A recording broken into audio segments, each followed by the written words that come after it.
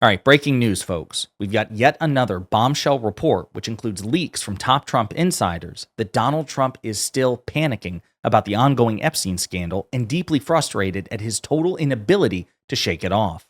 But before we unpack all that, if you end up liking this video and you want to support the channel, please be sure to hit the like, subscribe, and alert bells before you go. All right, friends, let's take a look at this report, courtesy of the Washington Post. Trump fumes as Epstein scandal dominates headlines, overshadows agenda. The White House and Justice Department's response has been driven by no clear strategy other than asking the country to move on. People close to the situation told the Post.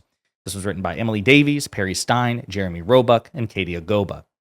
Donald Trump is increasingly frustrated with his administration's handling of the furor around the Jeffrey Epstein files. Concerned the saga's unabated domination of the news is overshadowing his agenda, said two people familiar with his thinking.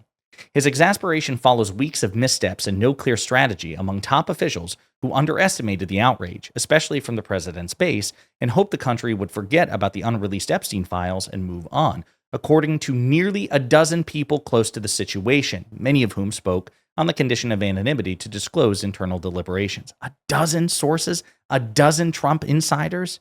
Staggering. Quote, "This is a pretty substantial distraction," said one person close to the situation. Quote, "While many are trying to keep unity, in many ways, the DOJ and FBI are breaking at the seams. Many are wondering how sustainable this is going to be for all parties involved, be it the FBI director or attorney general. In other words, could the FBI director, Kash Patel, or the attorney general, his boss, Pam Bondi, be fired as a consequence of this?" Let's read on. Despite his frustration, Trump has been hesitant to make personnel changes, according to another person close to the president. Quote, "He does not want to create a bigger spectacle by firing anyone," this person said. And it probably would indeed make the spectacle bigger, if not in the long run, then at the very least the short term.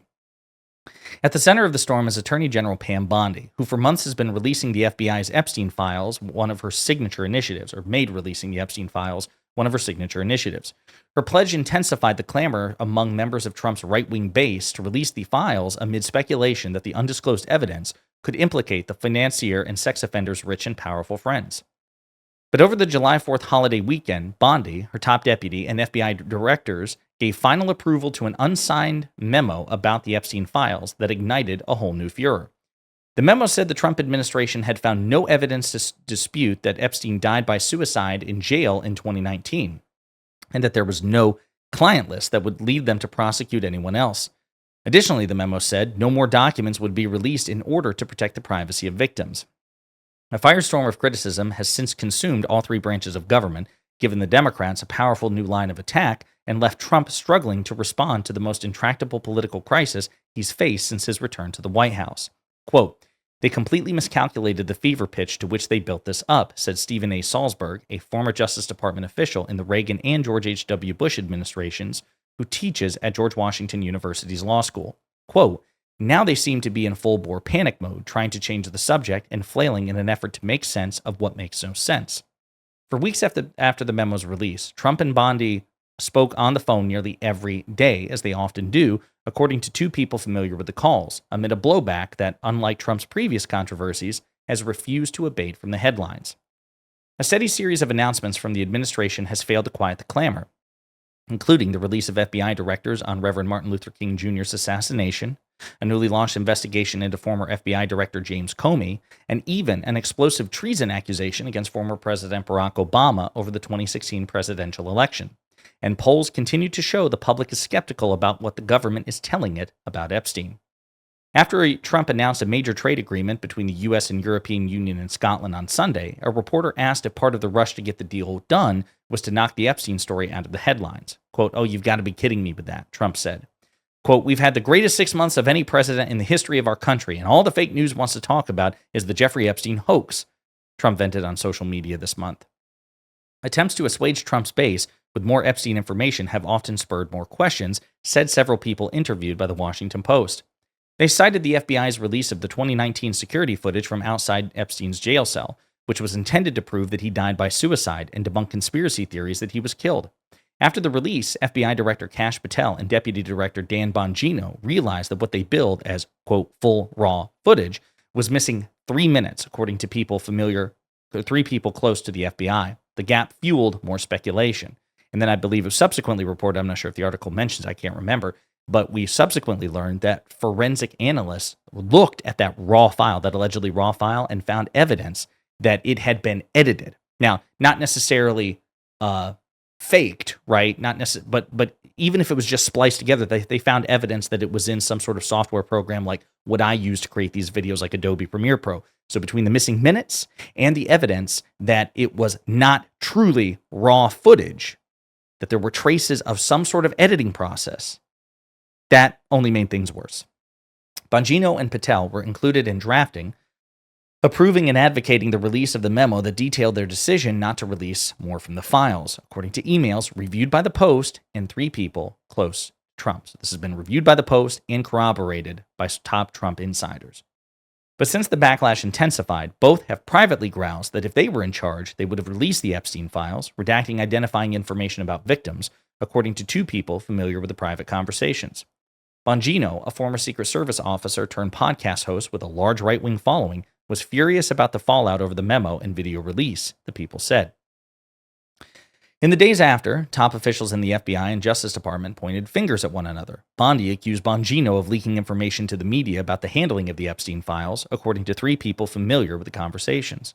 And Bongino considered quitting his high-profile job, according to people familiar with his thinking, and a social media post from his ally and right-wing influencer Laura Loomer, though he has so far decided to stay. The pressure intensified last week after the Wall Street Journal reported that Bondi told Trump in a May Oval Office meeting with Patel that Trump's name appeared multiple times in the files. The mere presence of Trump's name or anyone else's in the Bureau's investigative documents does not necessarily suggest wrongdoing. But Democrats in Congress latched onto that revelation as they tried to keep attention on the case, and both of these things are true. Donald Trump is not necessarily implicated in criminal behavior. We don't know because we haven't seen the files, but simply because his name is in the files doesn't mean that he's engaged in criminal activity. That's an important caveat.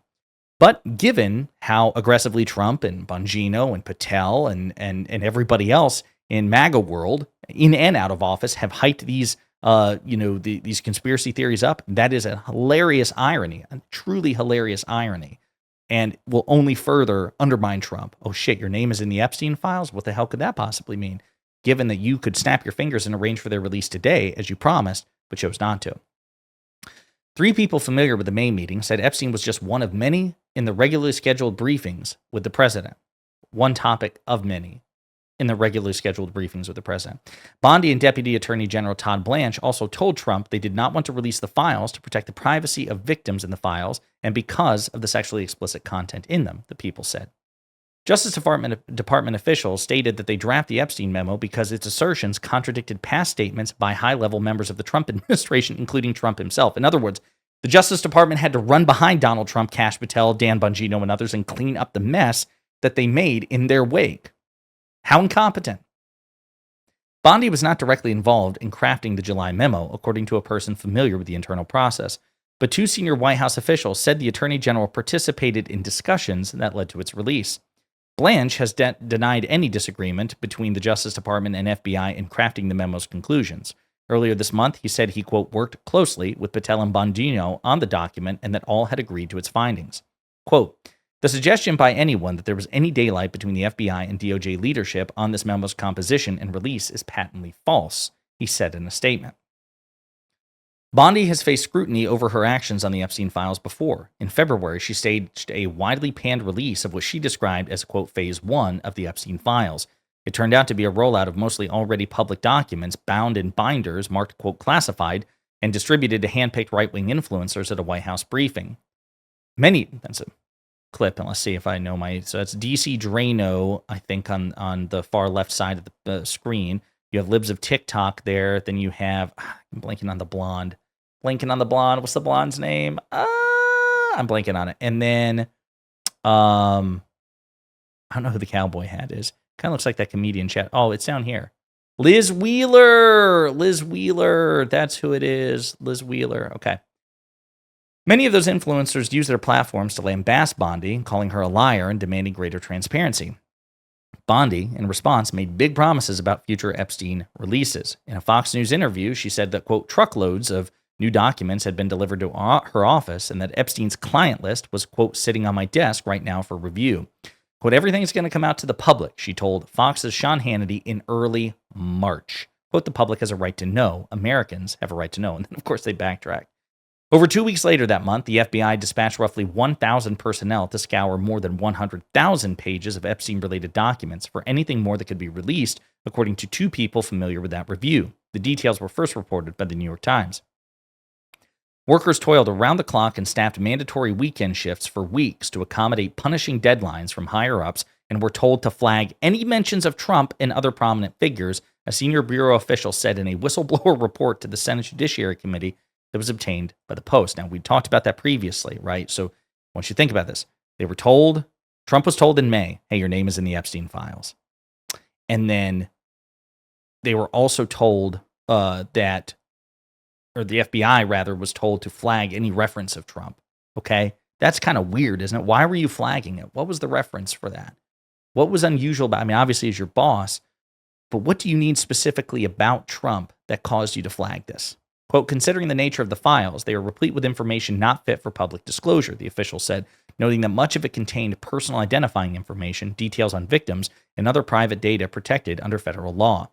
See, again, that's just the deep state stuff, right? The MAGA thinks that there's a deep state here. Well, the FBI dedicating 1,000 people to flag mentions of Trump in the Epstein files for some unknown purpose sure sounds like deep state shit. Were they trying to protect Trump? Were they trying to protect Trump allies or other powerful people on the right or the left? And that sounds like what MAGA would call the deep state. Except this time it's working for Trump on Trump's behalf. Now, that's something that MAGA really struggles to wrestle with, that dissonance. But I digress. After concluding that fewer than a tenth of those documents could be considered for release, staffers were asked to go through them at least 4 times more. The ultimate result seemed obvious to many of those involved from the start. It was memorialized in the Epstein memo. There was no unreleased evidence that would, quote, expose any additional third parties to allegations of illegal wrongdoing.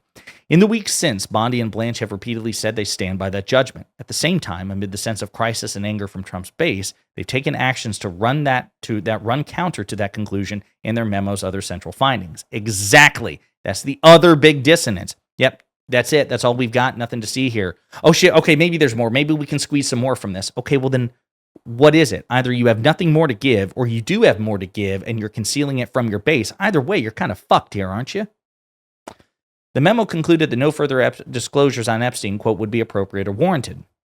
But last week, under direct instructions from Trump, they petitioned courts in Florida and New York to release grand jury transcripts from the investigations of Epstein and his imprisoned associate, Ghislaine Maxwell. A judge in Florida rejected that request. Judges in New York have yet to rule. On Thursday, Blanche flew to Tallahassee to interview Maxwell, who is serving a 20-year prison sentence for sex trafficking. Prosecutors have repeatedly questioned her credibility and willingness to, quote, brazenly lie under oath. In an unusual move for the Deputy Attorney General, the second most powerful person at the Justice Department, Blanche spent 2 days with Maxwell, interviewing her about anyone else, quote, who has committed crimes against victims. Maxwell's attorney said Blanche asked her about, quote, potentially 100 different people, and she answered every question truthfully. Now, as the Justice Department scrambles to satisfy the public's demand for more information, Congress is also putting pressure on the law enforcement agency to release the Epstein files.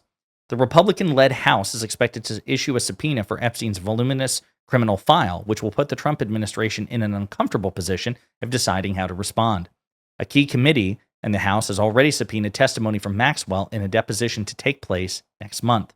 As he left the federal courthouse in Tallahassee after interviewing Maxwell last week, Blanche dodged reporters' questions, but in a social media post, he teased that new disclosures could soon be coming. Echoing the vows made months ago by Bondi, Blanche wrote, quote, the Department of Justice will share additional information about what we learned at the appropriate time. So, folks, there you have it. Again, the latest Bombshell report, which includes leaks from top Trump insiders, about a dozen, according to this report from the Washington Post, that Trump is recognizing this isn't working, and he is not able to shake this off, and he is panicking and frustrated. And the only reason he's not making personnel changes is because he's afraid that will make it even more of a scandal. So this is a total disaster for them, a total political disaster, and that's why Democrats should be relentless in making sure it lasts as long as possible. In the meantime, let me know what you think in the comments.